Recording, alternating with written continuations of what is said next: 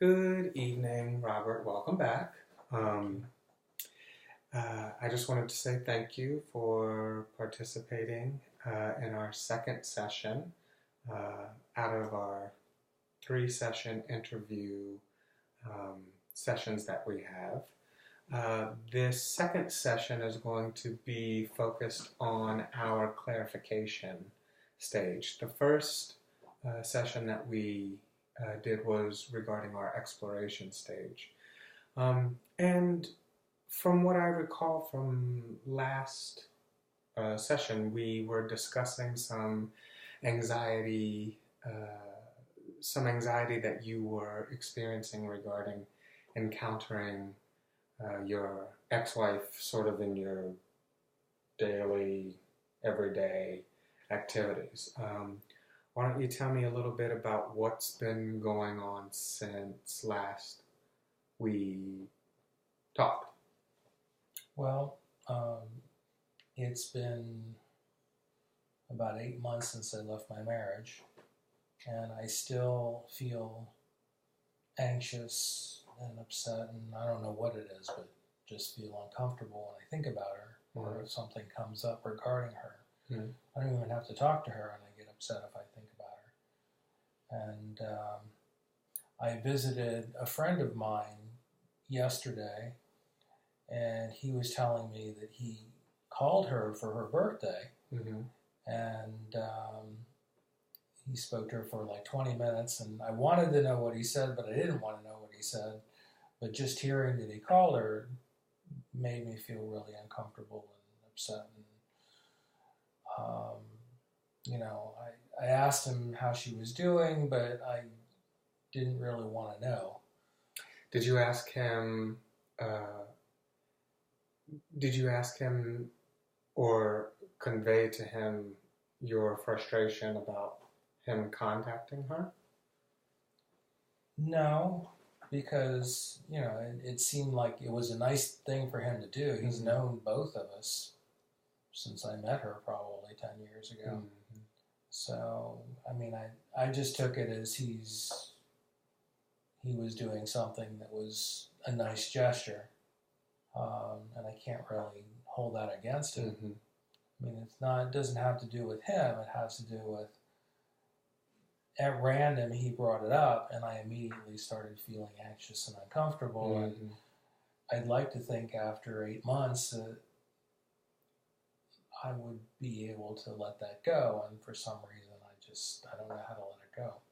It sounds like you have some frustration regarding the time frame in which you expect to be sort of, I don't want to say over this experience, but maybe healed so that you're not experiencing the anxiety.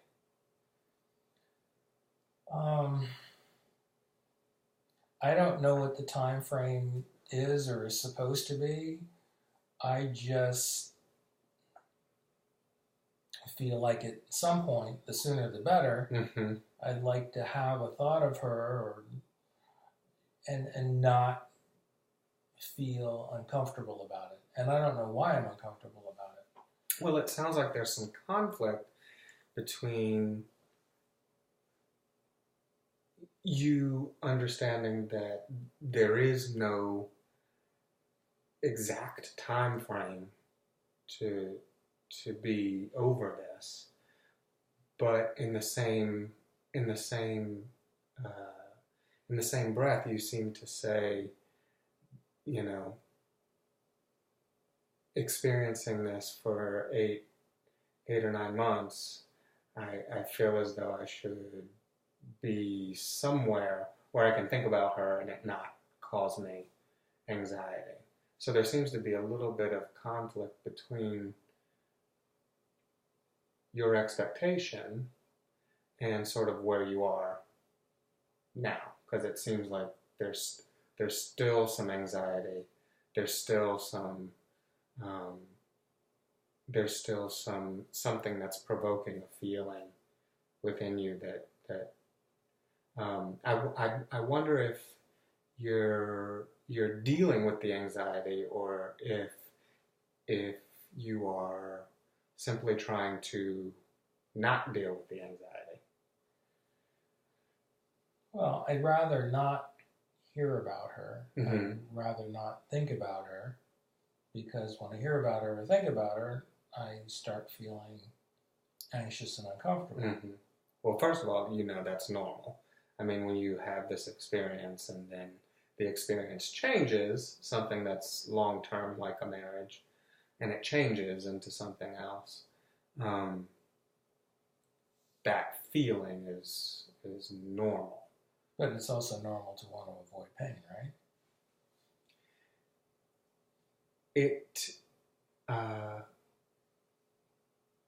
I don't necessarily think of it as trying to avoid pain, more so than it is management. Because these things are inevitable. Change is inevitable. And to avoid your reaction or to avoid your response to something that is natural, like change, may not necessarily be what's most effective to help you decrease any anxiety that you're feeling over it. Does that make any sense? No. No? I don't get it.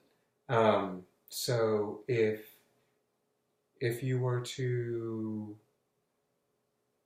feel anxious about thinking about your wife or your ex-wife, or thinking about running into her, and your impulse is to not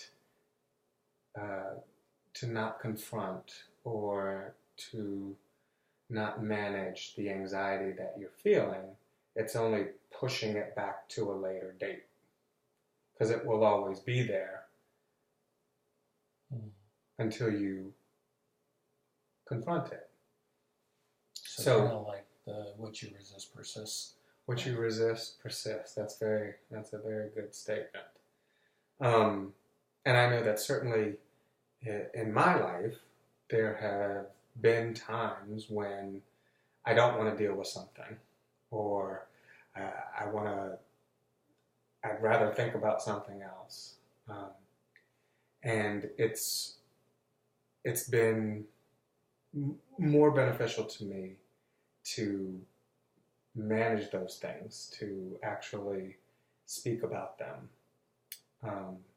to confront them in a way that is, for me, what I think is a peaceful way, not an aggressive way, so that I'm able to handle the moments when anxiety rears its head. So how do I do that?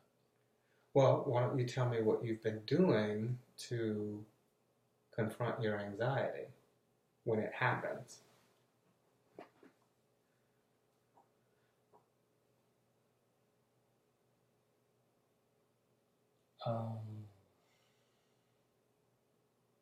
I don't know. I guess I try to think about something else. Mm-hmm. Because if I keep dwelling on it, it gets worse. What do you usually think about? When you think about something else, what are you usually thinking about?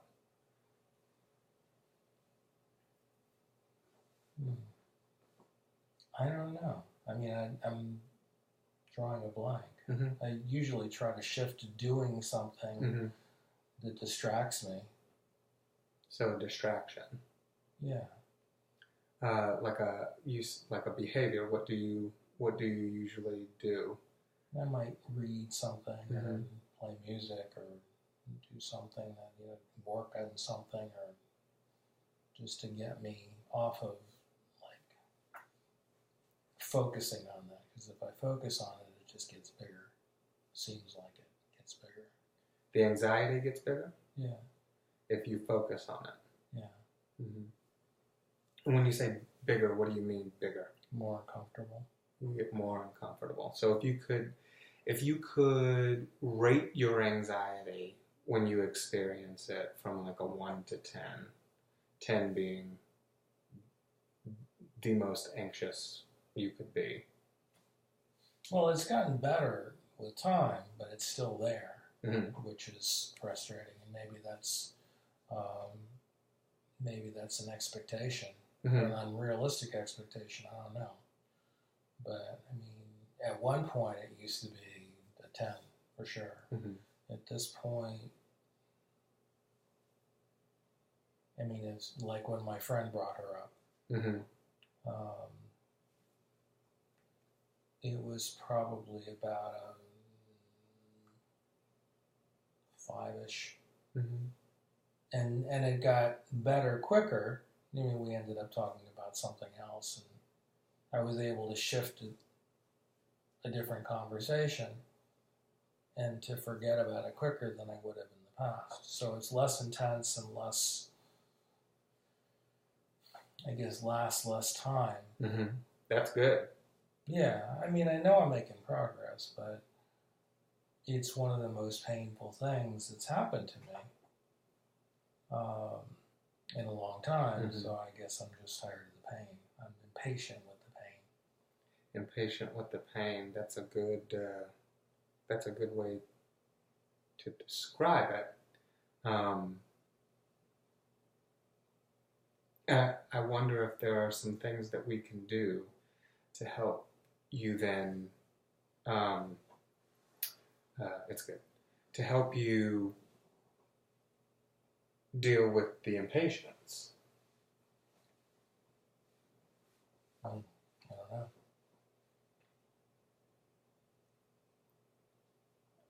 And then also to help you deal with then the anxiety that accompanies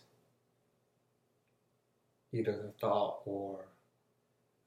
of your ex-wife, or having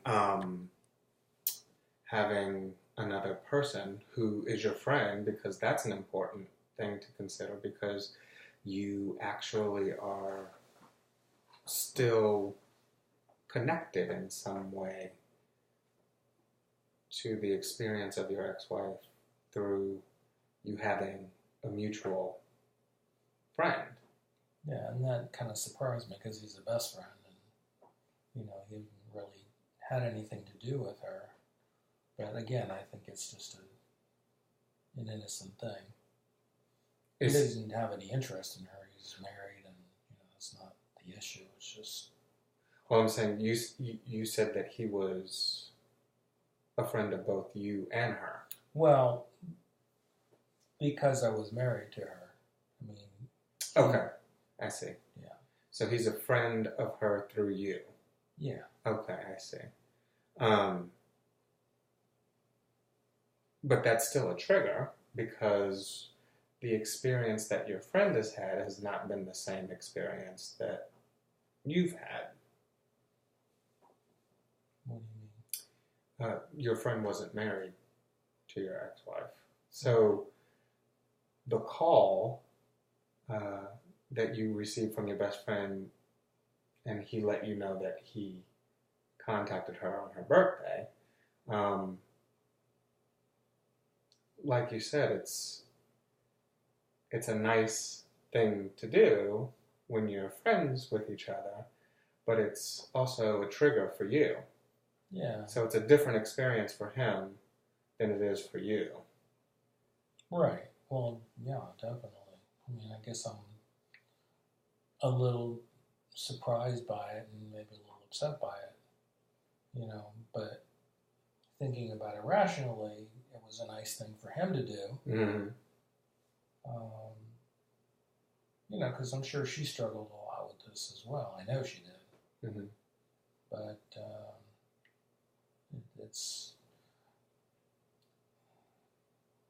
it almost feels like a betrayal, but that's just me getting into a fear place about it. Because again, rationally speaking, it was a nice thing to do, but it still bothers me. I think that's normal.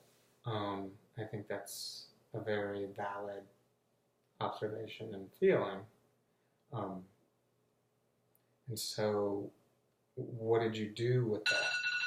So, what did you do? What did you do with that feeling of inadequacy? Just change the subject. I don't know if inadequacy is the right word, Mm-hmm. but yeah, we ended up changing the subject and talking about something else. And as we got involved in something else, I just kind of shifted out of it. I don't even remember what else we talked about, but I know we went on to the next topic. Okay. Well, this is our time. Again, we have some good information, and then our last session, I think we should begin to discover and explore some techniques that we can use to help you deal with the anxiety, and maybe identify some of the triggers and things that you can do to help manage confronting this in a peaceful way, so that you're not pushing it to the side just to have to deal with it later. Okay. Sounds good? It'll make me feel better, yeah. Great. Okay, thank you. You're welcome. All right. Thank you. Thank you.